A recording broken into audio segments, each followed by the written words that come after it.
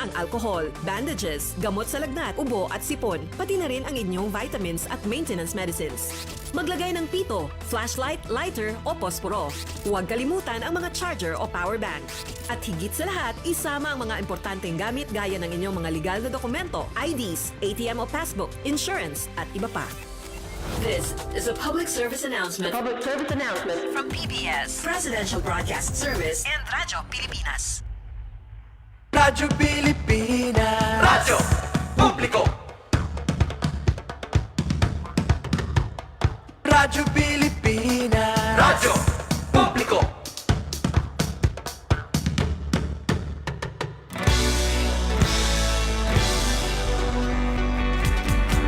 Mahalagang mga balita, napapanahong impormasyon. Kami ang inyong gabay pag may bagyo at sakuna. Serbisyo ng gobyerno kapag may nangangailangan. Mga proyekto ng Pangulo, damang-dama ang pagmamahal niya. Tulay ng mga hinaing, ang problema ng bayan ating lulutasin. Tulay sa himpapawid, tulay ng pagbabago.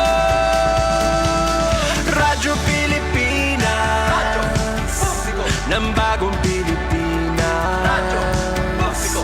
Radyo Pilipinas, Radyo Publiko. ng bagong Pilipino. Mga proyekto ng Pangulo, damang-dama ang pagmamahal niya. Radyo Pilipinas, Radyo Publiko. ang boses ng Pangulo.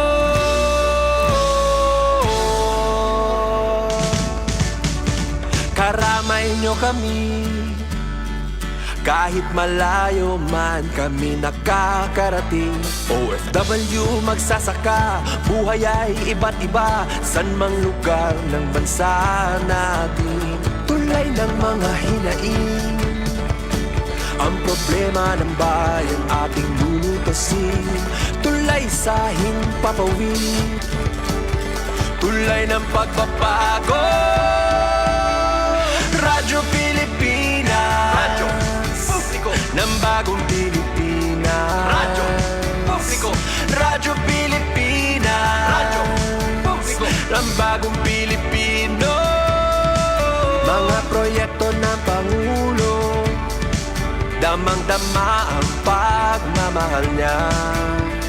Radyo Pilipinas, Radyo Publiko. ang boses ng Pangulo. Radyo Publiko. Radyo Pilipinas, Radyo Publiko. Radyo Pilipinas. Ito ang Presidential Broadcast Service Radyo Pilipinas, Radyo Publiko. ng Bagong Pilipinas para sa Bagong Pilipino.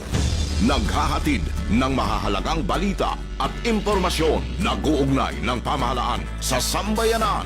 Tulay sa himpapawid ng serbisyo publiko. Radyo Pilipinas, Radyo Publiko, ang boses ng Pangulo. Sa Mega Manila, 738. Radyo Pilipinas, Radyo Publiko. Ang oras sa buong Pilipinas, 8 minuto makalipas ang alas 3 ng hapon. Dole at your service sa Bagong Pilipinas. Hatid sa inyo ng Department of Labor and Employment. Katuwang ang Radyo Pilipinas, Radyo Publiko. Ang programang Dole at your service sa Bagong Pilipinas. Ipagbibigay alam ang mga polisiya, programa, mga serbisyo at mabilis na tugon sa mga issue at problema sa sektor ng paggawa. Makabayang paglilingkod para sa kapakanan at proteksyon ng manggagawang Pilipino. Dole at your service sa Bagong Pilipinas. Dito lang sa Radyo Pilipinas, Radyo Publiko.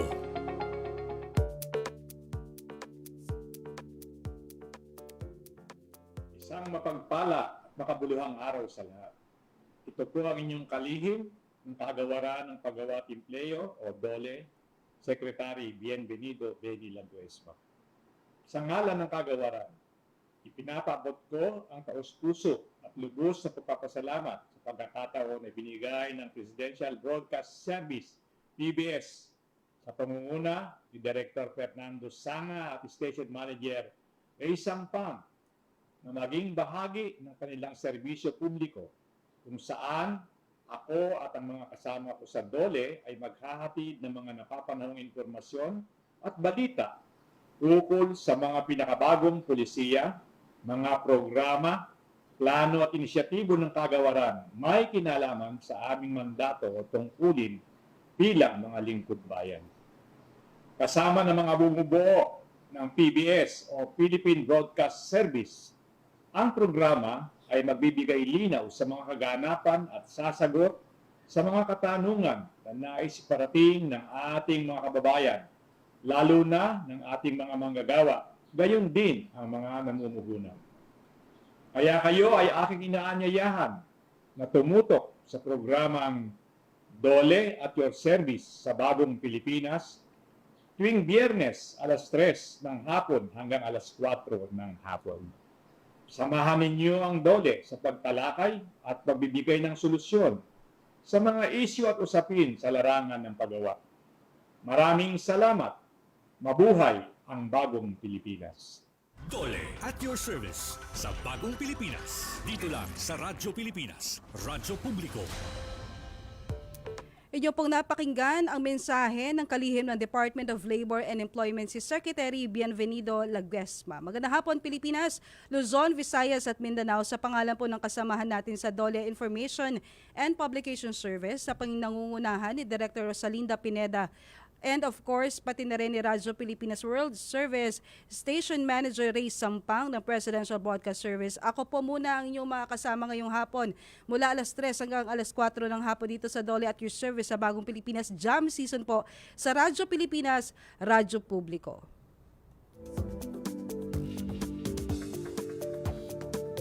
Ang DOLE at Your Service sa Bagong Pilipinas po ay mapakikinggan sa Radyo Pilipinas, Radyo Publiko, DZRP 738 kHz at sa Radyo Pilipinas World Service sa ilalim ng Presidential Broadcast Service. Tayo rin po ay napapanood sa Facebook at YouTube accounts ng Radyo Pilipinas, Radyo Publiko at sa Department of Labor and Employment. Sa atin po mga masugid na taga-subaybay, kayo po ay pwedeng magpadala ng inyong mga katanungan tungkol sa trabaho. I-text lamang sa 0991-487-4554. Pwede rin kayong magkomento ng live sa aming social media streaming. Ulitin lang natin yung number, Alec. Pwede kayong magpadala ng inyong katanungan. I-text lamang sa 0991-487-4554. Kaya tumutok lamang dahil sasagutin namin ang inyong mga katanungan dito mismo. Dahil sa DOLE, walang imposible. Alright, bago po natin simulan ang ating programa ngayong araw, nais lang po nating batiin ang newly appointed officials ng Department of Labor and Employment. Kasama na nga po dyan sila Undersecretary Warren Miklat, Assistant Secretary Leonard Constantine Serrano, si DOLE Caraga Regional Director Jason Balais, the DOLE CAR Regional Director Imelda Romanillos, DOLE Eastern Visayas Regional Director Dax Villaruel, si Director Melissa Navarra at syempre walang iba kundi ang ating si Ma'am Len, si Director Len, si DOLE Information and Publication Service Director Rosalinda Len Pineda. Taas puso po kaming bumabati mula sa amin dito sa DOLE at Your Service sa Bagong Pilipinas. Congratulations po. Ngayong hapon po ay makakasama natin ang isa sa mga nangungunang tagapagtaguyod ng dekalidad na pagsasanay at edukasyon teknikal sa bansa, ang Technical Education, Skills and Development. Yan po ay makakasama natin mamaya yung ating Deputy Director General na si DDG Eneli Diliera. Kakausapin po natin siya o makakapanayan po natin siya para talakayin ang mahalagang programa at inisyatibo ng TESDA. Kabilang na rito ang upskilling at reskilling ng mga Pilipino. Gayon din ang Enterprise-Based Education and Training Framework Act o EBET Law at ang mga hakbang na TESDA upang sugpuin ang paglaganap ng Peking National Certificates.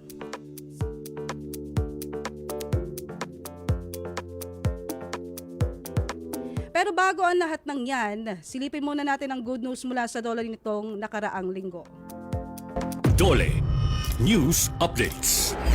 Una na rito ang bagong pag-asang hatid ng job fair ng Maynila para sa graduating beneficiaries ng Pantawid Pamilyang Pilipino Program o mas kilala bilang 4Ps sa Maynila. Pakinggan natin ang ulat mula sa ating kasamahan sa Dole IPS na si Glyza May Febre. Job fair para sa 4Ps ginanap. Mula sa ayuda, ngayon ay hanap buhay naman ang handog sa ating mga kababayang nasa 4Ps. Sa pangunguna ng Malacanang, katuwang ang DOLE, DSWD, Department of Agriculture at iba pang ahensya ng gobyerno, inilunsad ang trabaho sa Bagong Pilipinas Job Fair sa Maynila nitong nakaraang Biyernes o katapusan ng Enero. Mahigit 6,400 job vacancies mula sa 74 na employers ang inialok sa libo-libong job seekers. Ayon sa DOLE NCR, nasa 114 na aplikante ang agad na natanggap sa trabaho mula sa higit 2,000 rehistradong job seekers. Sa mensahe ni Special Assistant to the President Anton Lagdameo Jr., binigyang diin niya ang layunin ng gobyerno na mas maraming Pilipino ang magkaroon ng sapat na hanap buhay upang mapaunlad ang kanilang buhay at ang bansa. Sinabi naman ni DOLE Secretary Bienvenido Laguesma na ito ang simula ng mas pinalawak at pinaigting na serbisyo ng administrasyon ni Pangulong Ferdinand R. Marcos Jr. upang tuluyang maiangat ang antas ng pamumuhay ng mga benepisyaryo ng 4Ps. Bukod sa job fair, may mga livelihood assistance desk din mula sa DOLE, DSWD at iba pang ahensya, legal services para sa mga manggagawa at skills demonstration mula sa TESDA sa larangan ng mechatronics, robotics at food preparation. At yan po ang good news hatid sa atin ng DOLE. Ang oras po natin 11 o 16 na minuto makalipas ang 3:00 ng hapon. Sa pagbabalik natin, makakasama na natin si TESDA DDG Nelly Nita Deliera. Makalipas lang ilang paalala. Sa bayan ng Bolinao, Pangasinan, may saganang yaman na maipagmamalaki maging ng susunod na salinlahi ng bagong Pilipinas. Noong Nobyembre 2024, inilunsad ni Pangulong Ferdinand R. Marcos Jr. at ng DOT ang makasaysayang Legacy of the Sea project upang higit na maitaguyod ang tourism potential ng Bolinao na kilala bilang Giant Clam Capital of the Philippines. Tourism is not only an important economic development tool, but the abundance of opportunities that the sector creates in terms of regular employment and even job creation at the grassroots level is undeniable. Naipatayo ang mga pasilidad gaya ng Welcome and Departure Pavilion, floating docks, hanging footbridge, viewport structures, mini experience center at iba pang eco-friendly facilities. Pangako ito ni Pangulong Ferdinand R. Marcos Jr. na alagaan ang turismo, kalikasan at kultura. Tangan ng ating mahal na Pangulong Ferdinand Marcos Jr. ang dalangin at pangarap ng bawat Pilipino sa kanyang paglalakbay bilang natatanging embahador at epektibong representante ng ating bayan saan mang dako at sulok ng mundo. Kailangan natin ipakita ang ating ginagawa para naman mapaganda ang potential na investment nila dito sa Pilipinas. If I would just mention one company that has been successful in one of his visits, ito po yung Nidec Subic Philippines Incorporated. And he was able to talk to the key decision makers. This has led to the expansion project of this company in Subic. And the value of the investment is 4.2 billion pesos. And this is going to give jobs to about 1,000 workers. Ito po ay para sa mga Pilipino na naghihintay ng trabaho. So salamat sa ating Presidente. Ang pakikipagtulungan ng Pilipinas sa mga bansa sa pangdaigdigan merkado ay isang mahalagang sangkap upang makamtan isang produktibong ekonomiya. Kasama nila, tayo ay uunlad at ating makamtan ang isang bagong Pilipinas. Sa pamahalaang Marcos, ang bagong Pilipinas nakikita na sa nagbabagong Pilipinas. Patuloy ang trabaho, patuloy ang pagbabago. Napalawak pa sa pamumuno ni Pangulong Ferdinand R. Marcos Jr. ang Enhanced Defense Cooperation Agreement sa pagitan ng Pilipinas at Amerika. Napalawig sa Siyam ang mga EDCA site. Ang 4 na bagong naaprubahan sa bagong Pilipinas ay ang Naval Base Camilo Osayas at Lalo Airport sa Cagayan, Camp Melchor de la Cruz sa Gamo Isabela at Balabac Island sa Palawan. Ang ginagawa lamang natin ay patuloy natin na pinapatibay natin ang depensa ng ating teritoryo, ang pagdepensa ng Republika. Staging area na rin ng EDCA kaya natitiyak ang disaster resilience at maritime security. Sa 27 new eco-zones and expansion projects sa ilalim ng Philippine Economic Zone Authority o PEZA na naiproklama na ni Pangulong Ferdinand Marcos Jr. kabilang ang expansion ng West Cebu Industrial Park sa Balamban, Cebu at Lima Estate sa Batangas na parehong dinevelop ng Aboitiz Infra Capital. Malaking pagbabago ang dinala ng mga proyektong ito sa lokal na komunidad. I'm Michael Herald Abihar, currently the General Manager of Construction Department of Tsuneishi Heavy Industries Cebu Incorporated. I've been here for almost 30 years already. Yung Balamban before is a sleepy town. Pagdating ng Tsuneishi, nag-boom yung economy niya. Marami rin nakapagtrabaho, hindi lang dito sa Balamban, also the neighboring cities and municipalities. Ako po ay si Ramel Roa, General Manager ng Factory Cost Control and Planning Department sa Tsuneishi Heavy Industries. 30 years na po dito na nag-work. Maraming nagawang contribution yung Tsuneishi sa Balamban. Nagkaroon ng merkado, ospital at saka paaralan. Meron ding patubig. Before nag-start yung Tsuneishi, ano lang ang pangkabuhayan dito? Mangingisda lang at saka magsasaka. Isa pang bagong proklamang eco-zone na dinevelop din ng Aboitiz Infra Capital ay ang Tari Estate sa Tarlac at inaasahang magbubukas ito ng maraming oportunidad sa Tarlac at sa mga kalapit nitong bayan. Sa nagbabagong Pilipinas, patuloy ang trabaho, patuloy ang pagbabago. Todo bantay ang pambansang pulisya sa mga bagong style ng krimen. Tulad ng carjacking noon na rentangay na ngayon. Sa bagong Pilipinas ni Pangulong Ferdinand R. Marcos Jr., 1 milyong operasyon ang ikinasa laban sa karnaping. The mission remains to serve and to protect our people. Mula July 2022 hanggang November 2024, nasa 3,000 sospek ng rentangay ang nahuli. Higit 2,700 ang naibalik na sasakyan.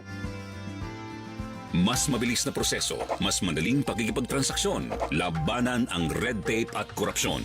Yan ang ilan sa mga utos ni Pangulong Ferdinand R. Marcos Jr. In whatever government office, red tape must be replaced with a red carpet. Kaya naman, ipinagmamalaki ng Clark Development Corporation ang kanilang Business One-Stop Shop o BOSS Facility. Ayon kay CDC President and CEO Attorney Agnes de Vanadera, malaking tulong ito sa mga mamumuhunan sa loob ng Clark Freeport Zone. Nakuha natin sa ating mga locators na ang hinahanap nila sa Pilipinas ay yung ease in doing business. Gumawa kami ng isang opisina, nandun lahat ng permits. Ang tawag namin dito, Business One-Stop Shop or BOSS. Sa nagbabagong Pilipinas, patuloy ang trabaho, patuloy ang pagbabago. Dekalidad na pasilidad at kumpletong serbisyong medikal inilalapit na sa bawat Pilipino ni Pangulong Ferdinand R. Marcos Jr. It is not a privilege to have healthcare. It is a right. Patunay dito ang Clark Multi-Specialty Medical Center na sa kasalukuyang tinatayo sa Pampanga. Sa oras na matapos, di na kailangang sa mga ospital sa Maynila pa magtungo para magpatingin sa espesyalista sa puso, kidney at cancer. We will continue to make our healthcare system better for all Filipinos. Sa nagbabagong Pilipinas, patuloy ang trabaho, patuloy ang pagbabago. Dahil sa DOLE, walang imposible. Nagbabalik po ang DOLE at your service sa Bagong Pilipinas. Kasama nyo pa rin, Jam Season, at ang ating DOLE at your service sa Bagong Pilipinas team sa Radyo Pilipinas at sa DOLE. Ngayon po ay kasama na natin si TESDA Deputy Director General Diliera. Magandang hapon po, DDG. Magandang hapon, Jam, at magandang hapon sa buong Pilipinas. Good afternoon. Welcome po sa Radyo Pilipinas, Radyo Publiko. Ayan, DDG, pag-usapan po natin itong mga inisyatibo ng TESDA. Marami pong I'm sure interesado dito. Sa ating mga taga-subaybay, masasabi natin maraming Pilipino talaga ang may hanap buhay. Kaya't marapat lamang na malaman natin kung ano ba ang mga hakbang na ginagawa ng ating pamahalaan para tayo ay makasabay sa mga pagbabago sa industriya. At upang malaman ang mga itong inisyatibang ito ng TESDA, ito na nga, sabi ko nga, kasama na natin si TESDA Deputy Director General Nelly Nita Diliera. Good afternoon ulit, ma'am. Good afternoon, Ms. Jam, at magandang hapon ulit sa lahat ng mga nakikinig sa buong Pilipinas. Okay, unahin na natin to, DDG. Kamakailan ay ipinahayag ni Pangulong Ferdinand R. Marcos Jr. na nariyan ang TESDA upang magbigay ng libreng kasanayan o training para makapag-qualify ang mga aplikante sa kanilang hinahanap na trabaho. Ano po yung mga hakbang na sinasagawa ng TESDA para maisakatuparan ang nasabing direktibang ito ng Pangulo? Okay, siguro unahin natin ang pinaka-target talaga ngayon ng TESDA, training to trabaho. Kaya maganda yung tanong mo kanina kung paano bang ginagawa ng TESDA ngayon para masiguro na magkaroon ng trabaho. So, ito, una, paano sila maka-avail? We have more than 4,000 training institutions. Pwedeng TESDA accredited din siya or TESDA Training Center or yung mga tinatawag nating private institutions na accredited ng TESDA. So ibig sabihin, sa bilang na yun sa buong bansa, merong mapupuntahan ang kababayan natin sa kanilang mga probinsya and regions. Pangalawa, meron tayong 8 different scholarship. Kasi yun naman, di ba? Sabi nga natin, libreng training. Kaya nag-allocate po ng budget ang pamahalaan natin amounting to 12.2 billion for 2025 para po matugunan yung pangangailangan ng mga scholars o yung mga magiging enrollees natin para to make it really available, accessible, and free yung scholarship na ibibigay natin o yung training na ibibigay natin sa mga kababayan natin. Pero ngayon 2025, DDG, ilan yung target sana natin? Yun yung amount, 12.2 billion, and that's about 300,000 scholars or trainees. Scholars. Opo. And that's nationwide. Nationwide. Pag sinabi po nating accessible, ano yan, hanggang kasulok-sulukan ng Mindanao o kaduluduluhan ng Luzon? Kung meron tayong training institution or TVI na operating in those areas, sila po talaga yung priority na binibigyan po natin ng budget. Pero paano po tayo lumalapit sa kanila? Present naman, sabi nga natin palagi, dapat yung ating mga kababayan hindi lang din nag-aantay na lalapitan sila ng gobyerno. Kasi minsan, nagkakaroon sila ng second thoughts kung wala silang kilala doon sa gobyerno, hindi na pwedeng lapitan. Pero ito po, nananawagan po tayo sa lahat po ng mga kababayan natin, hanapin po ninyo yung TESDA. Kung wala po kayong online presence o hindi po kayo maka-access sa internet, puntahan po ninyo yung physical presence po, yung physical offices po natin located sa buong bansa. Hanapin lang po ninyo yung TESDA. Very much willing po tayo mag-extend ng assistance kasi sabi nga natin, di ba, ang reason for being nating mga nagtatrabaho sa gobyerno ay yung may nag-a-avail talaga ng programa natin. Kasi kung walang nag-a-avail, walang kwenta yung ginagawa natin. So sa 2024 po, ano po yung pwede nyong ibahagi sa amin? Kung ilan yung mga Pilipino na natulungan ng TESDA sa pamamagitan ng iba't ibang training at scholarship programs nyo? Umabot tayo nung 2024 ng 617,000 enrollees.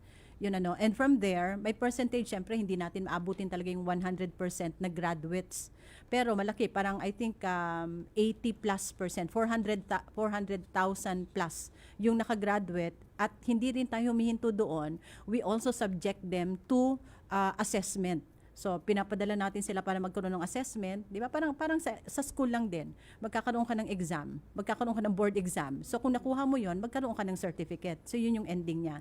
So, doon sa certificate kasi, importante yon kasi yun yung nire-recognize ng ating mga enterprises. Di ba? Mga companies, hahanapan ka NC1, hahanapan ka NC2 ba, NC3. Depende kung ano yung ina-applyan mong trabaho. At ang maganda pa dito, Jam, kasi ang target talaga natin para doon sa mga binibigyan natin ng NCIS, of course, matulungan yung ating mga enterprises sa Pilipinas, pero karamihan sa kanila, nagagamit nila yon when they go abroad. Pero syempre, ang gusto natin talaga, dito muna sila magtrabaho sa ating bansa, di ba? Pero hindi na iiwasan na because they already have the corresponding NC which is required by certain companies abroad, nagagamit nila yun para magtrabaho sa ibang bansa. Which is somehow good kasi nakako-contribute rin naman sila through remittance, diba? Opo, malaki ang ambag ng ating mga OFWs sa paglago ng ekonomiya ng bansa. Pero sabi nyo nga, nag-a-abroad sila. Pero anong ginagawa ng TESDA para dito sila magtrabaho? Okay, kasi yun na nga, no, hindi natin maiwasan talaga may mag-a-abroad. Okay? So, ang ginagawa ng TESDA ngayon, tuloy-tuloy yung pag-train natin para yung pool natin of human resources sa ating bansa, hindi naman tayo short. Yung ganon. And of course, gusto natin pag lumabas sila, medyo upscaled para naman mas malaki yung kikitain nila at mas malaki rin yung magiging remittance nila dito sa ating bansa. Kasi yun, syempre, democratic country, hindi natin talaga sila mapipigilan magstay. But ngayon, syempre, meron rin tayong, parang ano ba siya, hindi naman siya, it's not actually moral obligation or something, but we are also encouraging yung ating mga kababayan to stay in the Philippines because in that way, they can actually help yung ating mga enterprises. In that way, they can even stay with their respective families, di ba? And even do some other things. So, yun, mga ganong aspeto na gusto nating i-emphasize sa ating mga kababayan. DG, pagpapatuloy natin yan. Mamaya pag-uusapan natin yung mga pangunahing sektor na tinututukan ng TESDA. Ito mahalaga to. Gusto ko rin kasing itanong, no 2024, ano yung mataas, yung nag-increase yung sector na sa TESDA and ano yung hindi masyadong umangat. Okay. Babalikan po natin yan ang oras natin ngayon. 30 minuto makalipas ang 3:00 ng hapon. Sa Philippine Development Plan ng 2023 to 2028, ang Ecozone Development ang isa sa inaasahang magpapasigla ng ekonomiya. Ecozones will be fully supported to bring in strategic industries such as those engaged in high-tech manufacturing, health and medical care, and all emerging technologies. This is also seen to facilitate economic growth outside of Metro Manila. Noong 2024, nalagpasan ng PEZA ang target investments nito na 200 billion pesos. Inaasahang mas marami pang foreign direct investments ang papasok sa pagkakalagda ng batas na Create More sa pagpupunyagi ni Pangulong Ferdinand Marcos Jr. Ayon kay PEZA Director General Tereso Panga, yung fiscal incentives that we can offer to investors, nandyan na ho yan sa Create More. So pinag-aralan ho natin, tayo na ang may pinaka-generous na incentives package for investors. Sa nagbabagong Pilipinas, patuloy ang trabaho, patuloy ang pagbabago.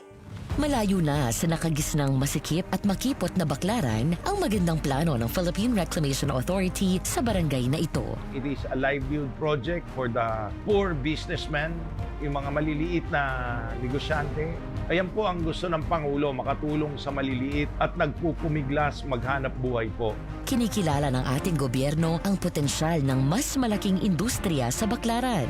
Kaya naman para masigurong lahat makikinabang at walang maiiwan, nakipagtulungan ng PRA sa Metropolitan Manila Development Authority o MMDA para mailatag ang proyektong magkaroon ng bagong baklaran market o BBM. Isa itong multi-level market na magkakaroon ng 2,000 stalls na magsisilbing Kadiwa Center. Initiative ito ni Pangulong Marcos. Ang mangyayari po, magbibigay kami ng hanap buhay sa vendor, ganda ang kanilang estado ng pagbe-vending, mababawasan ng traffic sa Rojas Boulevard at sa Taft Avenue.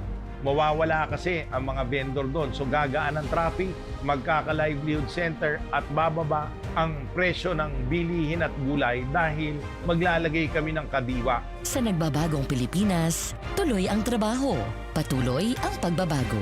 Carbon dioxide at iba pang greenhouse gases ang pangunahing sanhi ng global warming.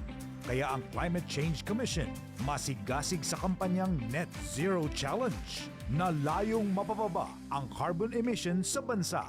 Target na mataniman ng puno ang 25 ektarya ng Kaliraya Lumot Watershed hanggang 2028. Ang pamahalaan tumutugon sa hamon ng pagbabago ng panahon. Malaki ang naitutulong ng foreign visits ni Pangulong Ferdinand Marcos Jr. upang makaakit pang lalo ng mas maraming foreign investors sa bansa. Sa pamamagitan ng kanyang mga official visits, napapalawak ng Pangulo ang ugnayan ng bansa sa mga potential investors at napapalakas pang lalo ang imahe ng Pilipinas bilang isang investment hub. Ayon kay PEZA Director General Tereso Panga. Sa PEZA, we cannot do this alone. So obviously, we need to do a lot of networking. We work closely with the foreign embassies abroad, lalong-lalo na yung mga PTICs natin, yung mga foreign service trade. So halos lahat ng biyahe namin sa ibang bansa, nakikipagtulungan kami sa mga government offices abroad. But more than that, we also collaborate with the international institutions. Sa pamamagitan po nito, nakaka-attract po tayo ng mga more investors na probably yung iba, they're not aware of the strategic importance of the Philippines, but marami yung tayo nakukuha. They will make the Philippines as their hub and gateway to the Asia-Pacific region. Sa nagbabagong Pilipinas, patuloy ang trabaho, patuloy ang pagbabago. Sa patuloy na pagpupunyagi ni Pangulong Ferdinand Marcos Jr. para gawing top investment destination ang Pilipinas, iniulat ng Philippine Economic Zone Authority o PEZA na nahigitan nito ang investments target ng ahensya na 200 billion pesos sa taong 2024. Tinatayang 70,000 direct employment ang idudulot nito at higit pa. Sa paliwanag ni PEZA Director General Tereso Panga, for every direct job created inside the economic zone creates 5 more. So, ang laki ho ng multiplier effects nito sa local, especially sa national economy natin. Sa nagbabagong Pilipinas, patuloy ang trabaho, patuloy ang pagbabago. Ang Lab for All ni Pangulong Ferdinand Marcos Jr. at unang ginang Lisa Araneta Marcos ay nagbibigay ng libreng laboratorio, konsultasyon at gamot sa bawat Pilipino, saan man sa bansa.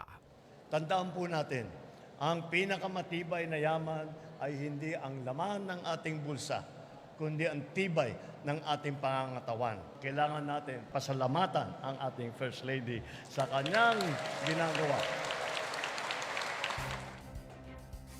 Sa bagong Pilipinas ng administrasyon ni Pangulong Ferdinand R. Marcos Jr., inilunsad ng Department of Interior and Local Government ang kalinisan o kalinga at inisyatiba para sa malinis na bayan. Pagsasagawa ito ng cleanup drive tungo sa malusog at malinis na kapaligiran. Simula 2024, higit 22,000 barangay na ang nagkasa ng cleanup drive. 55 million kilograms ng basura ang nakolekta. To uplift communities and ensure environmental sustainability for generations to come. Ang sama-samang pagkalinga sa ating kapaligiran, salamin ng bagong Pilipinas na nagkakaisa. Dahil sa Dole, walang imposible.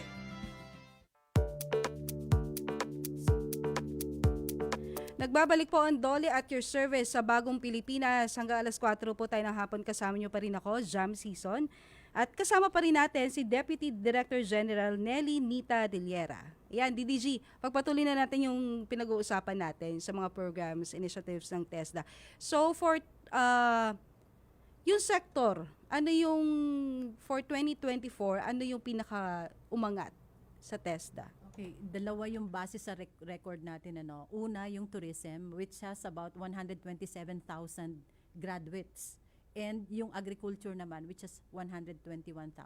Siguro sa tourism, Jam, kasi yun, open ulit tayo, maganda yung promotion, and it actually covers a lot of sectors. Mula dun sa travel agencies, di ba? Mga tour operators, even yung tourist transport, accommodation, di ba? Yung mga hotelier, even yung mga homestay, marami na rin tayong mga ganun. So, lahat nito sila, okay, tuloy ko lang muna. Pati yung events organizing, kasi kasama yan sa mga binibigyan rin natin ng mga training program dito sa TESDA. And of course, yung mga gumagawa ng mga crafts, souvenir items. Okay, so, kumbaga, if we talk about tourism, it actually covers a lot of skills na kailangang ma-develop natin para matulungan yung ating tourism industry. So same thing with agriculture. Kasi agriculture, while we're just talking about production, pero kakailanganin na rin nila or kinakailangan or naibigyan na rin natin sila kung paano sila gumamit ng technology, diba, parang gano'n. And even paano nila magkaroon ng value adding dun sa mga ginagawa nila o pinoproduce nilang agricultural products. So,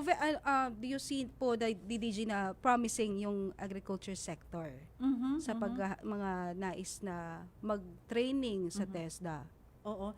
Kasi siguro ang tingnan natin dyan, ang direction rin kasi ngayon ng TESDA, of course, as far as agriculture is concerned, tinitingnan natin yung ano ba yung value that we can add not necessarily yung value in terms of siguro financial na dahil monetary. syempre kasama na yun productivity, efficiency, mataas yung kikitain nila, pero at the same time we would want them to understand and understand yung value na idadagdag. Like for example, we're already talking about regenerative farming, di ba? Para at the same time na we're planting or we're growing some crops, we're also taking care of the land. Yung parang ganon, and making use of the available resources that we have para hindi siya synthetic or hindi naman natin papatayin rin yung ating alam mo yun, yung ating lupa or yung ating environment because of the use of a lot of synthetic materials na mga ganong klase. At doon sa sector na yun, interesting kasi yun, DDG. Sino ang katuwang ng TESDA? Tayo ba ay nagtatap din ng mga provincial agriculturist, mga ganon? Kasi yun, tama nga yung direction natin ngayon, one whole of nation approach and one, tawag doon, parang whole of government approach din yun din. So talagang mayroon tayong coordination with them because after all, we've been saying na sino ba talaga nakakaalam kumbaga nung mga players doon sa regions or sa mga provinces. May kanya-kanyang mandato yung mga government agencies. So, yung Provincial Agricultural Office would have those contacts and we coordinate them with them. And so much so, importante na nagko-coordinate tayo sa kanila para hindi mag-overlap yung mga programs that we're offering. Kasi alam naman natin, ang DA, meron rin siyang Agriculture Training Institute, di ba? So, sayang yung resources. Kung nag-o-offer sila ng training, nag-o-offer din tayo ng training which is similar, sayang yung resources ng government. So what we're doing is really coordinating with them for us to be able to maximize the use of our resources. So that's 2024 no, DDG. This 2025, ano yung magiging sentro naman? O ano yung sektor na tututukan ng TESDA? Aligned tayo palagi sa priority ng government. So we have yung Philippine Development Plan. Even tinitingnan din natin yung Philippine Export Development Plan dahil gusto nating makakontribute yung ating mga skilled workers to the national economy. Okay. So priorities, number 1 would be construction, okay, and we have logistics. We also have energy, tourism, of course, nandiyan pa rin. Teka lang, tignan ko yung listahan ko. Maganda yung energy, DDG, kasi ang daming investments na pumapasok sa bansa, di ba? Yes. Namumuhunan sa yung energy renewable, sector. halimbawa renewable energy. Yes. Tama yung Miss Jam, kasi sabi nga natin, although siguro malaking percentage sa renewable energy ini-import natin yung materials. Pero in terms of assembly, 'di ba? Iyan na-assemble natin dito, i-installation, yung installation, repair kasi eventually masisira rin 'yan. Yun yung mga kailangan nating ma-develop naman yung skill ng ating mga kababayan para yun ma-push natin yung renewable energy. Kasama pa pala yung sa priority yung manufacturing, and of course IT BPM and creative industry. Maganda rin yung creative industry. Yung IT sector? Yes, IT. Hindi siya mawawala because it also cuts across, di ba? Tsaka nag-upgrade po kasi siya, no? Yes. So ito na po, DDG, pag-usapan natin tong isa to sa legislative bills o LEDAC bills, itong Enterprise-Based Education and Training o EBET Framework Act na isinabatas nga po ng ating Pangulo. Maaari niyo po bang ipaliwanag sa ating mga taga-subaybay para saan ang batas sa ito at sino yung mga makikinabang dito? Okay. November 27, pinirmahan yon. Ongoing ngayon yung crafting natin ng IRR, Implementing Rules and Regulation. Hopefully, it will come out by Feb 20. Okay, but anyway, yung program, itong This year po? Yes, this Okay. year. This year na siya. November 7 last year yung signing niya. Okay, para kanino to? Maganda siya, no? Kasi yung mechanism niya, mayroon siyang 3 category. Yung first category niya is General EBET, General Enterprise-Based and Education Training. Ang ending nito, makakakuha or maka-acquire yung ating graduates ng NC1 or NC2. So practically, sa pag-uusap ngayon ng DepEd, TESDA at saka Commission on Higher Education, yung General EBET can fall under the senior high school. Yun yung mga training. So, 15 years old, at least 15 years old, and ang training hanggang 6 months. Okay? Ang sunod na level noon is yung apprenticeship. Ito pwedeng umabot ng 3 years. And minimum age natin dito is 18 years old. ang makukuha nilang, ito naman, yung level nito, ang corresponding NC na makukuha is NC 3 and 4. So medyo higher level na. And finally, meron tayong upskilling. Yung upskilling, ang maganda naman dito sa upskilling, ito yung merong enterprise or may company or may employer, nakikita nilang pwede nang merong career progression yung isang staff o yung mga staff nila, pwede na silang mag-request ng partnership with TESDA para ma-implement nila yung program. So, ito siya, ang kailangan talagang i-register dito are the training programs of the enterprises. Sabi ko nga kanina, di ba, training to trabaho, the best way to do this and the best way to match yung requirement ng industry is to involve no less than the industry people themselves. So yung industry ang magre-register ng mga training programs nila sa TESDA, and TESDA can actually provide corresponding scholarships. Okay. Ito, matagal na kasing issue rin to, yung job skills mismatch. Paano po nito, itong naturang batas sa itong EBET law, paano matutugunan yung mismatch na yan? Okay. So sabi ko nga, si enterprise, di ba, may pangangailangan na skill. Halimbawa si Enterprise 1, halimbawa lang, game development, may pangangailangan siya ng mga marunong sa 2D rigging, yung mga ganon, or sketching, or mga ganong klase. Kung nakita nung industriya na yon na malaki yung pangangailangan nila for those skills, they can actually develop parang training program and have that program be registered sa TESDA. Kasi again, TESDA registers yung training program, and if it aligns with the existing competency standards or training regulation ng TESDA, pwede na natin siyang i-approve at pwede nilang i-run yun. Okay, but minsan sabi nga natin dyan, minsan yung mga companies, may mga companies na hindi pa present sa TESDA yung competency standards nila dahil medyo global sila. Pero tayo rin, ngayon under DG Kiko, talagang nakita niya yung need na kailangan din nating i-adapt or i-recognize yung mga programs ng mga malalaking kumpanya na sabi nating global leaders. So meron tayong program din ngayon, tinatawag nating Adapt and Adapt, or yung IBACS, Industry-Based Accreditation and Certification System. Pag meron silang existing program, example lang natin, halimbawa Microsoft, di ba? Pag nag-a-apply tayo minsan, nilalagay natin sa skill, we're good in PowerPoint, we're good in Microsoft Word, yung mga ganong klase. So, companies like this, na meron din sariling certification program, tinitingnan na rin ng TESDA ngayon how we can co-brand siguro, or how we can also recognize yung programs that they are also offering, not only to the companies or to the workers that they have in their company, but even to the general public that's interested. Ayan. So malapit na lumabas yung IRR. Yes. DDG, ang tanong dyan, paano natin matitiyak na maipatutupad ang batas ito ng tama, maayos? Okay. Una, syempre may batas. Pangalawa, bago tayo dumating dito sa IRR, yung signing na, yung Feb 20, ang dami nating kinonsulta dyan, nationwide. No, ikinonsulta natin, hindi lang TESDA. So we had groups like halimbawa, yung industry. Kasi siyempre sila yung magiging partner natin dito, yung mga enterprises. Sila yung makikinabang rin dito dahil yung mga graduates natin, sa kanila rin naman pupunta. But at the same time, meron ring incentives. So we already talked with BIR, may mga incentives rin na pwedeng ma-avail ng mga enterprises. So we consulted them. Pangalawa, we also consulted yung mga nasa academic or training institutions. Kasi sila rin yung partner. Kasi kung ang enterprise, wala siyang in-house na training institution, pwede siya mag-partner sa existing TESDA institution or sa isang TVI or private institution. So, kinausap rin natin yan. Kinausap rin natin ang mga government agencies. Kasi sabi nga natin, di ba, even yung mga government agencies, may mga priority. Yung mga nabanggit nating priority sectors are also supported by them. So, kailangan nandyan rin sila sa picture to also tell us kung ano yung magiging direction at ano yung mandato nila or direction ng kanilang opisina.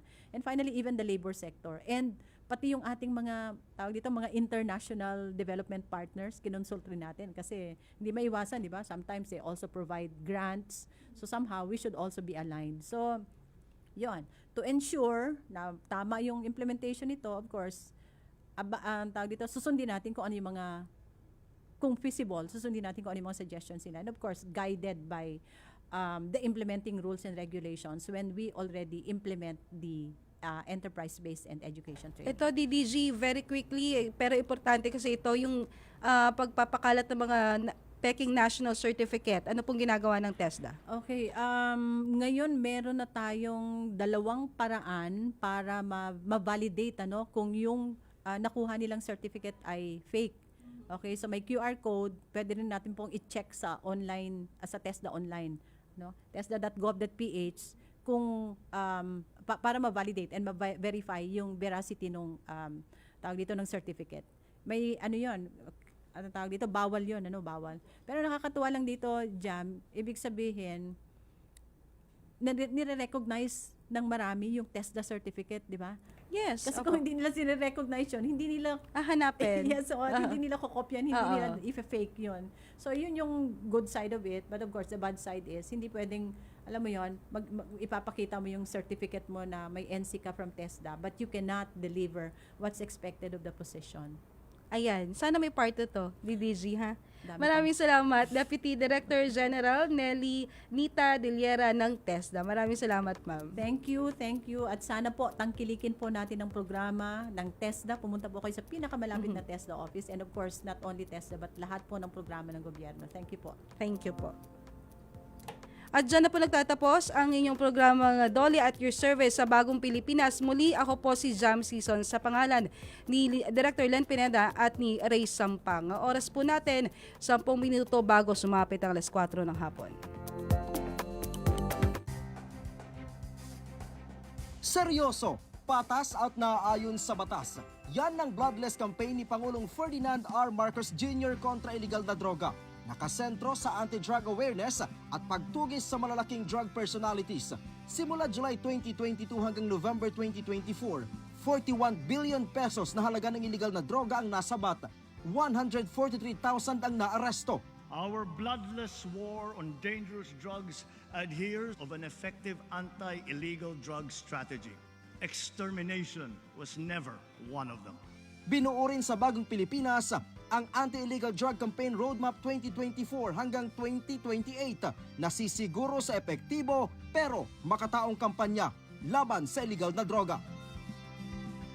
Ang government-owned and controlled corporations ay itinuturing ng mga profit centers ng pamahalaan na tumutulong pondohan ang mga pampublikong proyekto. Kamakailan, ipinangako ni Pangulong Ferdinand R. Marcos Jr. na maayos na gagamitin ang cash dividends mula sa mga GOCCs. Since those dividends also come from the people, let me assure you that they will be carefully spent like the precious taxes that come from the sweat of their brow. Sa Clark Development Corporation, umabot sa 1.8 billion pesos ang halagang naibigay nila sa pamahalaan mula sa pangangasiwa sa Clark Freeport Zone noong 2023. Ayon naman kay Finance Assistant Secretary Eufrosinio Bernabe Jr., ito'y malaking ambag upang maisakatuparan ang mga priority projects ng administrasyon. 1.8 billion can translate to around 720 classrooms. And to the extent that 1.8 billion is allocated mainly for roads, it could translate into 600 kilometers of roads. Sa nagbabagong Pilipinas, patuloy ang trabaho, patuloy ang pagbabago. Pananim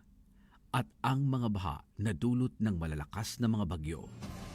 Sunod-sunod na sakuna ang nanalasa sa ating mga buhay.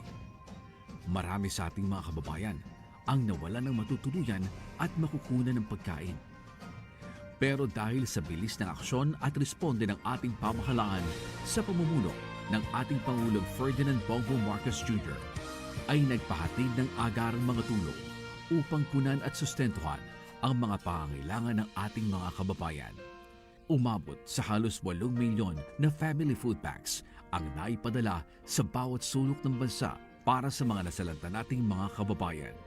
Napakalaking tulong ng mga family food packs na bigay ng ating pamahalaan. Bawat buhay ay mahalaga sa Administrasyong Marcos. Kaya makakaasa ang bawat Pilipino na kaagapay nyo ang pamahalaan sa bago ninyong simula.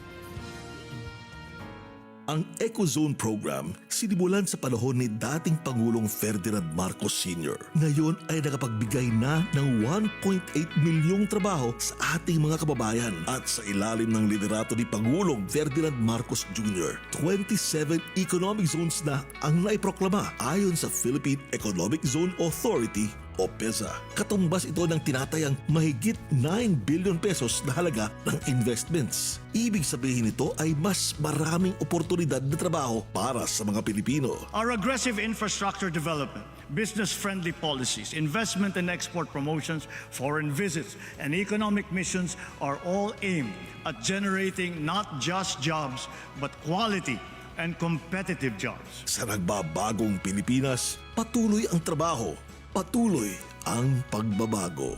Ang Pilipinas, laging handa sa pagsaklolo kung usaping kalusugan ang pag-uusapan. Noong 3 Marso ng nakaraang taon, 30 miyembro ng Philippine Emergency Medical Assistance Team ang ipinadala sa Turkey. Nasa mahigit 1,000 biktima ng 7.8 magnitude na lindol ang kanilang natulungan. Idadagdag pa rito ang donasyon ng ating bansa na nasa 1.5 milyong halaga ng medical supply at gamot. Patunay na handa tayong sumaklolo sa anumang sakuna dahil bawat buhay mahalaga. Doon po kami nakatuon. Paano ka namin mapapabuti ang buhay ng higit na nakakaraming Pilipino? Yan po ang bagong direksyon ng reclamation. Tituladong lupa para sa mangingisda. Ito ang isa sa magagandang plano ng Philippine Reclamation Authority. Ang ating pong ahensya, ang ating pong opisina ay patuloy po na nagmo-monitor sa mga reclamation project. So sa ganon, makakakuha tayo o makukonfiscate natin o magiging forfeiture po ang magiging desisyon ng ating opisina at ito ay papangalan natin ang titulo sa Philippine Reclamation Authority o sa gobyerno at nang sa ganon ay ma-declare ito bilang isang non-alienable and disposable lands. Dahil mas pinaigting ng PRA ang pagbawi sa mga lupang pagmamayari ng bansa. Inaasahan na sa taong 2028 na sa 200,000 hanggang 300,000 pamilyang Pilipinong walang sariling lupa ang mabibiyayaan. Kabilang dito ang mga kababayan nating mangingisda. Sa nagbabagong Pilipinas, tuloy ang trabaho, patuloy ang pagbabago. Narating mo na ba ang heart-shaped Island Gem sa Pangasinan? Isa sa mga maipagmamalaking legacy projects ni Pangulong Ferdinand R. Marcos Jr. ay ang mga magandang pagbabago sa tinaguriang Giant Clam Capital of the Philippines, ang Silaki Island sa Bolinao, Pangasinan. Thanks to the legacy of the Sea Initiative of the Department of Tourism at ng ating Pangulo, 15 milyong piso ang inilaan ng pamahalaan para sa Silaki noong 2024. Philippines have no less than 7,641 beautiful reasons to tap the potential of our tourism sector, for which our archipelagic nation is internationally renowned and from which many Filipinos derive their livelihood. Ang Silaki ay meron ng eco-friendly infrastructures para sa mga turista, gaya ng mini experience center, hanging footbridge, floating docks, at welcome and departure pavilion. Doble sipag ang Marcos Jr. administration para mas lalo pang mabigyang pansin ang ganda ng Silaki Island para sa turismo, para sa bayan, at para sa bagong Pilipinas. Oras sa buong Pilipinas. 4 na minuto bago ang alas